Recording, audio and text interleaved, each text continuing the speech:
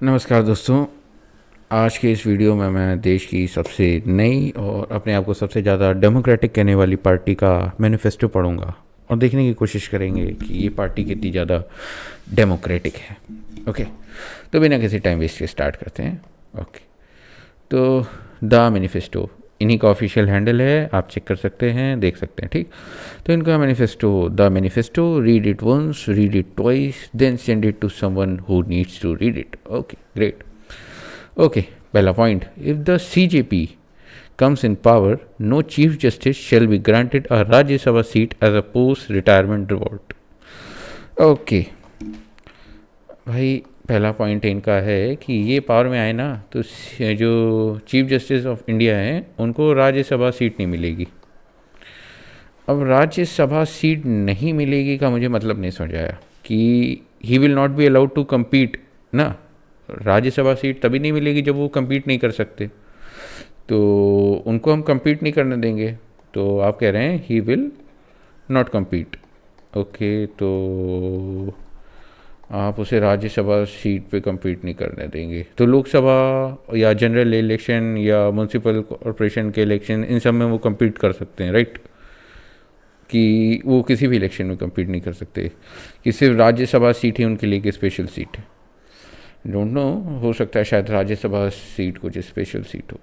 लेकिन मैंने 10th तक पॉलिटी पढ़ी है, और 10th तक जो पॉलिटी मैंने पढ़ी थी ना उसके हिसाब से राज्यसभा में मेंबर बनने के लिए 2 मेन पॉइंट होने चाहिए। आप एक इंडियन सिटीज़न होने चाहिए और आपकी सर्टन एज होनी चाहिए। उसके बाद आप इलेक्शन कम्पीट कर सकते हैं, और फिर वो आपका लक है कि आप अगर इलेक्ट हो गए देन आप राज्यसभा में पार्ट ले सकते हैं, वरना आपको नहीं मिलेगा। ये सिंपल सी बात है। तो आप कह रहे हैं कि हम उनको कम्पीट नहीं करने देंगे, क्योंकि आपने तो ये लिखा है ना कि no chief justice shall be granted a Rajya Sabha seat as a post retirement reward. तो रिवॉर्ड के तौर पे हमें मिल रही है, तो उनको इलेक्शन तो वो करना पड़ेगा ना, पार्टिसिपेट। और वो चाहे कुछ भी है, चलिए इलेक्शन नहीं पार्टिसिपेट करा या किसी पार्टी ने डिसाइड करा कि उन्हें ऐसे ही दे देंगे, लेकिन भाई आप इनका ये राइट तो नहीं छीन सकते ना, क्योंकि हैं तो वो भी इंडियन सिटीज़न ही, और वो एज क्राइटेरिया को भी डेफिनेटली क्वालिफाई कर रहे हैं। तो आप एक इंडियन सिटीज़न को उसकी डेमोक्रेटिक राइट से वंचित कर रहे हैं, just because you think he would be biased. आपने कोई ड्यू प्रोसेस नहीं करा, आपने उसका कोई बैकग्राउंड वेरिफिकेशन नहीं करा, आपने देखा नहीं कि उन्होंने सही काम करा, ख़राब काम करा, कैसा काम करा। आपने सीधे उनसे कहा कि भाई हम तो तुम्हारा डेमोक्रेटिक राइट छीनेंगे, हमारा मन हो रहा है। आपका मन हो रहा है तो आपने डेमोक्रेटिक राइट छीन लिया एक इंडियन सिटीज़न का, कि he would not compete the election और he would not be the part, जबकि उसका पूरा डेमोक्रेटिक राइट है कि वो ये काम कर सकता है। और मुझे तो ये नहीं समझ आ रहा कि आपने चीफ जस्टिस ऑफ इंडिया का नाम सबसे पहले रखा है रेदर देन सम क्रिमिनल्स। यहाँ पे क्रिमिनल्स होना चाहिए था भैया, यहाँ पे क्रिमिनल्स होना चाहिए था। We would not have allowed criminals to compete the election. एक बार ये बात होती तो शायद अच्छा माना भी जाता। आपने तो चीफ जस्टिस ऑफ इंडिया की राइट छीन ली। He is educated man, he is educated man. आप जब चिल्लाते फिरते हैं सड़कों पे कि हमको एक एजुकेटेड पर्सनल चाहिए, एक एजुकेटेड पर्सनल चाहिए, समवन हु नोज, समवन जो पढ़ा लिखा हो, जिसको लॉ की जानकारी हो, जिसने कुछ लाइफ में देखा हो, तो इस आदमी से ज़्यादा किसने देखा होगा भाई? इस आदमी से ज़्यादा किसने देखा होगा? आपने उसको प्री डिसाइडेड मोशन से डिसाइड कर लिया। ये तो बायस है, ये तो बायस है भाई। ये तो आपका प्री डिसाइडेड बायस है कि वो अगर उस सीट पे वो आदमी बैठा ना हो तो वो करप्ट ही होगा, चाहे उसने अपना सारा जीवन काम अच्छा करा हो, लेकिन he is the chief justice of India, तो अब तो वो करप्ट ही होंगे। और उनको हम कम्पीट नहीं करने देंगे, उनको हम सीट नहीं लेने देंगे। अरे राम, ऐसे कैसे चलेगा भाई, ऐसे कैसे चलेगा? ये तो आपने डिक्टेटरशिप, अपने पहले पॉइंट में डिक्टेटरशिप डाल दी भाई। आपने कोई ड्यू प्रोसेस नहीं करा। आपका मैनिफेस्टो का पहला पॉइंट ही डिक्टेटर की तरह है कि मेरा मन हो रहा है तो मैं इसको कम्पीट नहीं करने दूंगा। अरे यार, क्या बात कर रहे हैं। चलिए दूसरे पॉइंट पे आते हैं। If any legit vote is deleted, whether in a CJP or opposition rule state, the CEC, Chief Election Commissioner, shall be arrested under UAP. Oh, as taking away voting right of citizen is no less than terrorism. अरे दादा, ये तो बहुत ही danger चीज़ है। चलिए आपका दूसरा point भी डिस्कस करते हैं। आपने कहा कि जो वोटिंग रोल बनता है ना, जो वोटिंग है ना, जो वोटिंग रोल बनता है उसमें गलती से भी 1 या 2 सिटीजन का कुछ डेटा गलत हुआ ना, तो chief election commission of India को यूएपी लगा देंगे। भाई आई वुड रियली सजेस्ट कि आप लोग थोड़ा सा डेमोक्रेसी के बारे में पढ़ें, and I would highly suggest आप लोग 6th 7th 8th 9th 10th 11th 12th इनकी एनसीईआरटी पढ़ें, because that would be really helpful, क्योंकि you are not sounding democratic at all. पहली बात तो एक चीज़ समझते हैं कि चीफ इलेक्शन कमिश्नर खुद तो बैठ के रोल बनाते नहीं हैं, उनके अंडर लोग आते हैं और उनके अंडर भी लोग आते हैं, वो लोग ये काम करने जाते हैं। आपको क्या लगता है चीफ इलेक्शन कमिश्नर बैठ के खुद एक एक रोल पढ़ते हैं? नहीं पढ़ते होंगे ना, उनके नीचे लोग आते हैं, उनके नीचे लोग आते हैं, और ये लोग ये काम मैनुअली करते हैं, है ना। और ये मैनुअली लोग कितने होते हैं? शायद लाखों भी होंगे। Then they are dealing with how many folks? They are dealing with billion folks. India की आबादी बिलियंस में है, जिसमें रजिस्टर्ड कितने हैं? बहुत कम। नॉन रजिस्टर्ड कितने हैं? बहुत ज़्यादा। ऊपर से बिलियन ऑफ डेटा डील करा जा रहा है। कैसे? मैनुअली, घर घर जाके मैनुअली फिजिकली डेटा लिया जा रहा है, और आप कह रहे हो कि उसमें एक भी गड़बड़ नहीं होगी। आप प्राइवेट सेक्टर में शायद थोड़ा सा काम करके देखेंगे तो आपको पता चलेगा कि बिलियन डॉलर कंपनीज का डेटा भी गड़बड़ हो जाता है, उनका डेटा तक तो बचता नहीं है। आप कह रहे हैं कि एक नॉन प्रॉफिट ऑर्गेनाइजेशन इलेक्शन करा रही है, उसके जो ग्राउंड लेवल वर्कर्स हैं, जो अंडर पेड हैं, जो पेड नहीं है उतना ज़्यादा, उनको फिज़िकली ये काम करना है on papers, not on some digital medium, on papers, उसमें कोई भी गड़बड़ ना हो। और गड़बड़ हो गई ना तो अगर गलती इस लो लेवल एम्प्लॉय की है ना, ये जो यहाँ पे था नीचे के लेवल, तो उसकी गलती को नहीं हटाएंगे। एक इनोसेंट आदमी जिसको पता भी नहीं था कि ये गड़बड़ी है, तो लो, अरे भाई तुम्हें डाल दिया जेल में। तो कल को तो भाई अगर ऐसा होगा तो आपके इस रूल के तहत तो जो प्राइवेट कंपनीज होंगी ना, वो तो यानी अगर किसी कंपनी में कोई वेबसाइट बना रहा होगा क्लाइंट के लिए और उसने रेड कलर की जगह पिंक कलर लगा दिया, तो सीधे बॉस को जेल में डाल दिया जाएगा। सीधे बॉस को उठा के जेल में डाल दो, क्योंकि भाई कलर गलत हो गया, एम्प्लॉय से गलती हो गई, कलर गलत हो गया। Try working in a private sector, you will realize how much the error rate is high even after so much testing. Private sector में काम करके देखिए, शायद सॉफ्टवेयर इंजीनियर से थोड़ा बात करके आप देखेंगे तो आपको पता चलेगा कि $1 million $1 billion कंपनीज़ के डेमो गड़बड़ हो जाते हैं, और आप इतना कह रहे हैं कि आप सीधे उनको यूएपीए लगा देंगे। और यूएपीए आप लगा भी देंगे तो आप कोई ड्यू डेमोक्रेटिक प्रोसेस करने की बात ही नहीं बोल रहे। आप कोई कह ही नहीं रहे कि हम जस्टिस सिस्टम में लेके जाएंगे, क्या गड़बड़ी हुई है गड़बड़ी सुधारने का मौका देंगे ना। भाई लो सीधे यूएपीए लो यार, ये यूएपीए डालो भाई, यूएपीए डालो यार। You are sounding more like a dictatorship, man. You are sounding more like a dictatorship. Women shall receive 50% reservation, not 33%, without increasing the strength of parliament. Additionally, 50% of all cabinet positions shall be reserved for women. ये अच्छा करने के चक्कर में democracy की तो ऐसी की तैसी हो जाएगी किसी से, क्योंकि इन्होंने कहा 50% जो है ना सीट रिजर्व कर देंगे, 50 मेन और 50 वुमेन, है ना। ये 50 मेन और 50 वुमेन। ट्रांसजेंडर कहाँ गए? ट्रांस मेन ट्रांस वुमेन वो कहाँ compete करेंगे? अगर 50 सिर्फ आदमी लड़ेंगे, 50 सिर्फ औरत लड़ेंगे, तो ये ट्रांसजेंडर लोग कहाँ लड़ेंगे? इनके लिए कहाँ कॉन्स्टिट्यूंसी है? इनके लिए तो पहली बात तो अलग से रिजर्वेशन बनाना पड़ेगा आपको इस सिस्टम में, है ना। चलिए, और आपके इस सिस्टम के फ्लॉ देखते हैं आप, क्योंकि मेरे हिसाब से ये 50% जो रिजर्वेशन आप लोग कहते हैं ना कि फीमेल रिजर्वेशन दे देंगे, it is the most flawed thing, चलिए बात करते हैं इसके ऊपर। मेरी कॉन्स्टिट्यूंसी है एक्स। मेरी कॉन्स्टिट्यूंसी में 2 लोग काम करते हैं, एक है गोपाल अन्ना और एक और हैं, चलिए लेट्स से कृपाल अन्ना। अब गोपाल अन्ना और कृपाल अन्ना दोनों ही कॉन्स्टिट्यूंसी में शायद 20 साल से या 30 साल से कम्पीट कर रहे हैं, और गोपाल अन्ना और कृपाल अन्ना दोनों ही ने अच्छा काम करा है। They have done the best they could, और उन्होंने कॉन्स्टिट्यूंसी को अच्छी तरह डेवलप करा। कोई भी उनसे नाराज़ नहीं है, दोनों free and fair election compete करते हैं और किसी को कोई नुकसान कुछ नहीं पहुंचाया है, और सोसाइटी का रियल डेवलपमेंट कर रहे हैं। अब गोपाल अन्ना और कृपाल अन्ना इलेक्शन बढ़िया कॉम्पीट करते थे, इस कॉन्स्टिट्यूंसी का पार्ट थे, उनका कैरियर इस कॉन्स्टिट्यूंसी पे डिपेंडेंट था। आपने एक मंडे की सुबह डिसाइड करा कि यार ये कॉन्स्टिट्यूंसी मैं वुमेन रिजर्व कर देता हूँ, वुमेन ओनली कर देता हूँ, तो आपने कर दिया। अब गोपाल अन्ना और कृपाल अन्ना जो इस कॉन्स्टिट्यूंसी पे डिपेंडेंट थे उनका क्या? गोपाल अन्ना कृपाल अन्ना जो इस कॉन्स्टिट्यूंसी पे डिपेंडेंट थे उनका क्या? भाई हर कोई तो राहुल गांधी जी या मोदी जी जितना फेमस नहीं होता ना कि एक बार में 4 कॉन्स्टिट्यूंसी से जाके लड़ लेगा। मेजॉरिटी ऑफ द फोक जो इस देश में इलेक्शन लड़ते हैं वो एक ही कॉन्स्टिट्यूंसी से इलेक्शन लड़ते हैं। वो एक कॉन्स्टिट्यूंसी उनका नेबरहुड होता है या उनकी सिटी होती है या कुछ ऐसा पार्ट होता है, बहुत छोटा सा पार्ट होता है। कुछ लोग तो एक छोटे से नेबरहुड में ही लड़ते हैं और सारा जीवन इस नेबरहुड में लड़ते हैं, उनका कनेक्शन होता है इस नेबरहुड के साथ, वो उसी नेबर। आपने डिसाइड करा कि नहीं यार ऐसा करते हैं, मैं ये सीट रिजर्व मार देता हूँ। और इस आदमी ने यार 10-20 साल ही तो काम करा है, 10-20 साल अच्छा काम कर दिया तो सीट रिजर्व कर देता हूँ, मेरी मर्ज़ी हो रही है।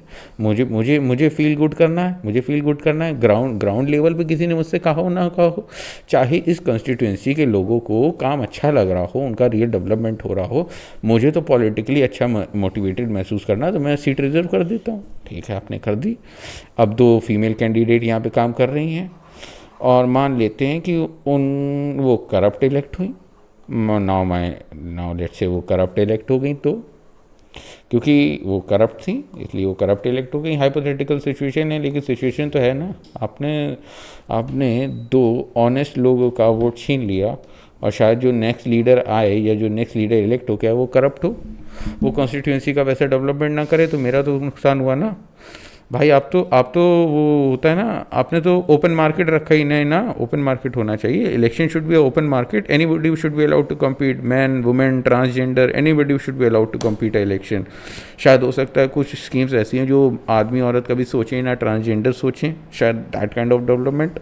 आपने तो उस अपॉर्चुनिटी को पूरा दरकिनार साइड कर दिया। आपने कहा कि नहीं भाई, मैं एज अ वोटर तुम्हारी चॉइस और वोट छीन लेता हूँ क्योंकि मुझे फील गुड करना है।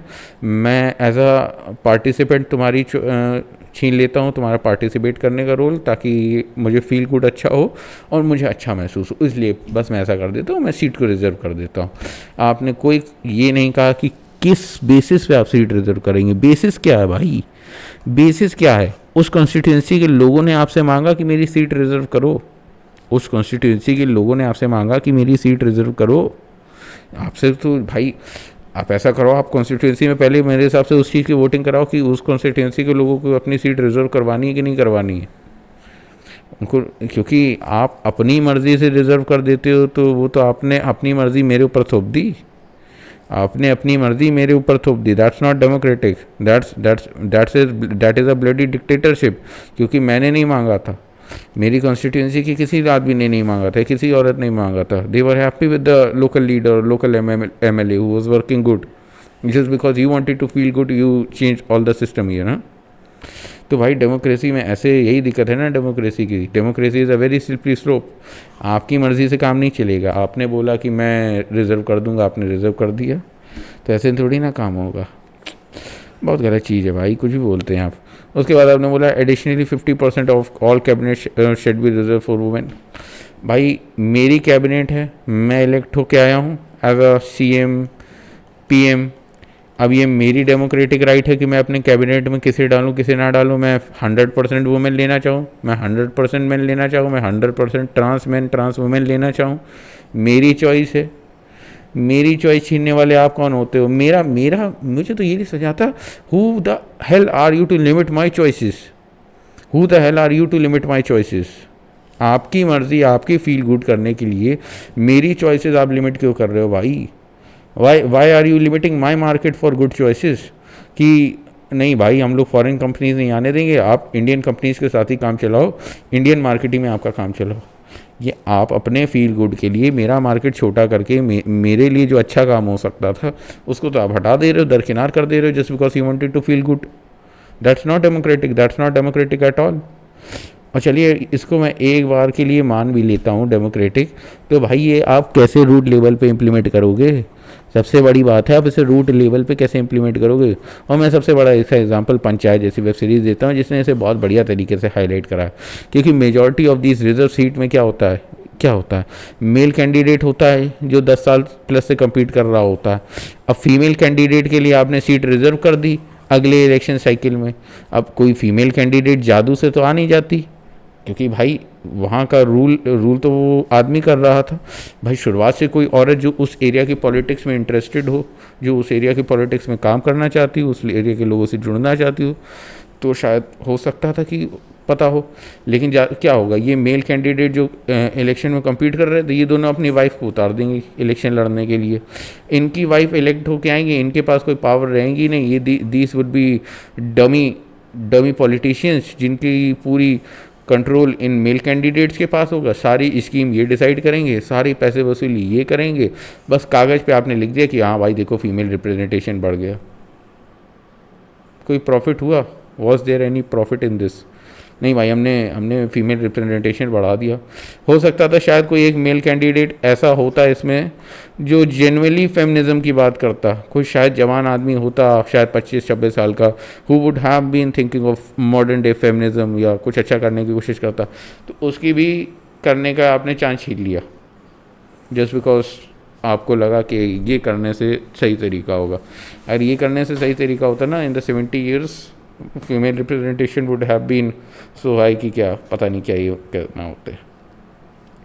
अच्छा सोचना, अच्छा करने में बहुत अंतर होता है, स्पेशली इन अ डेमोक्रेसी। आप डेमोक्रेसी में एक को राइट देने जाते हो, 4 का राइट आप छीन लेते हो। वही आप कर रहे हो अपने मैनिफेस्टो में, 4 लोगों का राइट छीन रहे हो। अरे यार क्या ही मैनिफेस्टो बनाया है। खैर, चौथा point, all media houses owned by Ambani and Adani shall have their licences cancelled to make way for truly independent media. Bank account of Godi media anchor shall be investigated. मेरे हिसाब से ये किसी डेमोक्रेटिक पार्टी का मैनिफेस्टो नहीं है। इन्होंने जस्टिस सिस्टम के बारे में कभी सुना नहीं है। ये बस राइट विंग को कहते हैं कि बुलडोज़र गवर्नमेंट है, इनके पास कोई और वो नहीं है, बुलडोज़र चला देते हैं। लेकिन it is a bloody copy of the right wing. ये नायक से इंस्पायर्ड होकर इन्होंने मैनिफेस्टो लिख दिया है। They don't know anything about democracy at all. 10th-12th के बच्चों को इनसे ज़्यादा डेमोक्रेसी पता होती कि ऐसे काम नहीं होता है।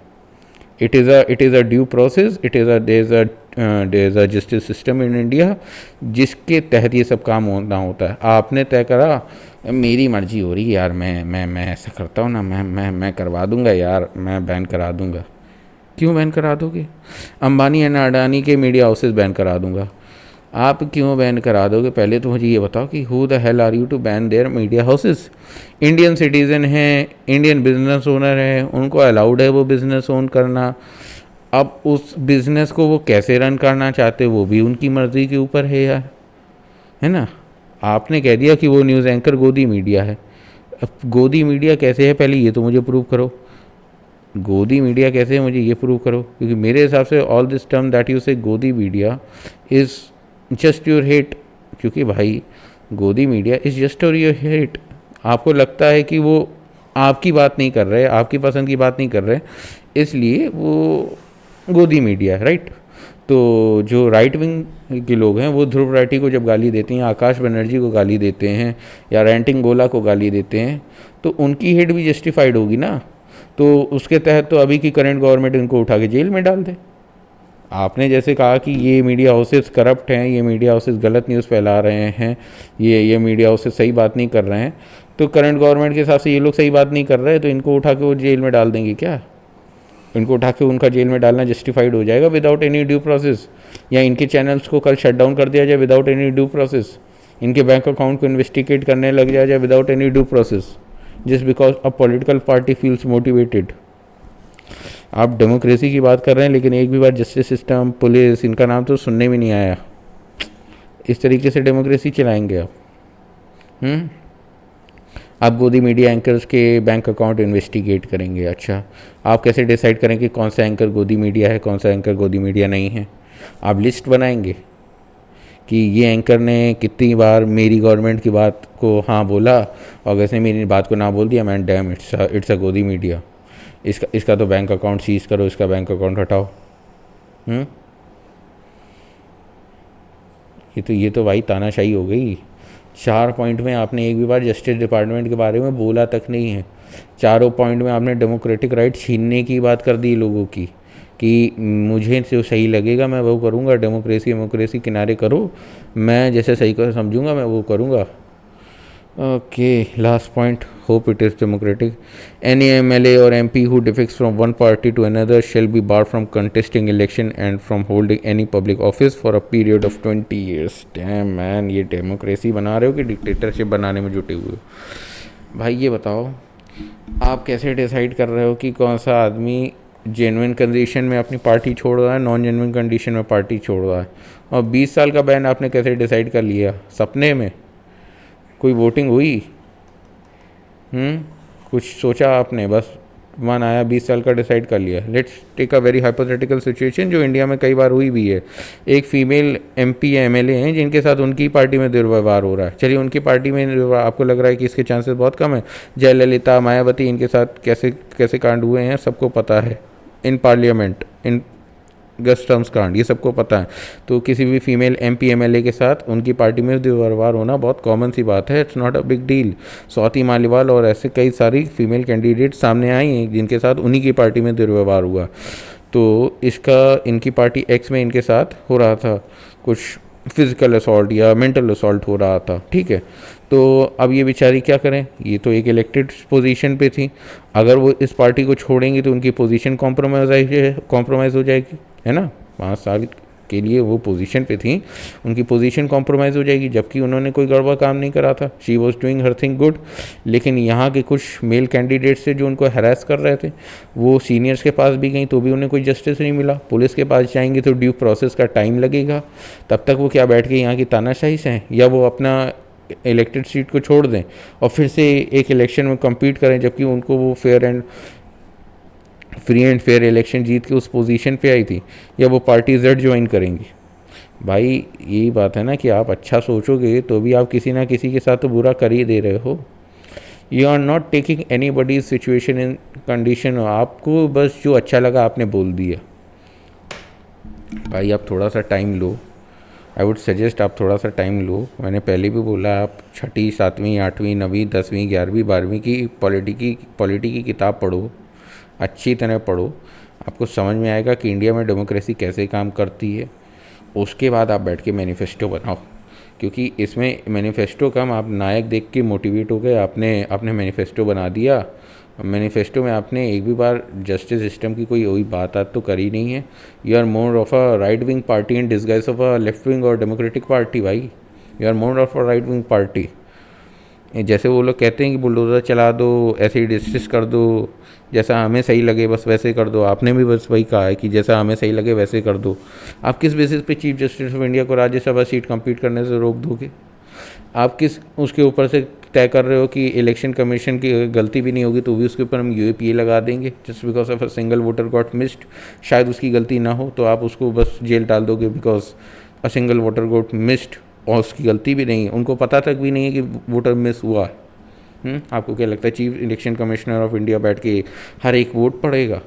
कोई भी उस पोजीशन पे साइन ही नहीं करेगा जब सबको पता है कि उसको उस पोजीशन पे जाके लटकना ही पड़ेगा।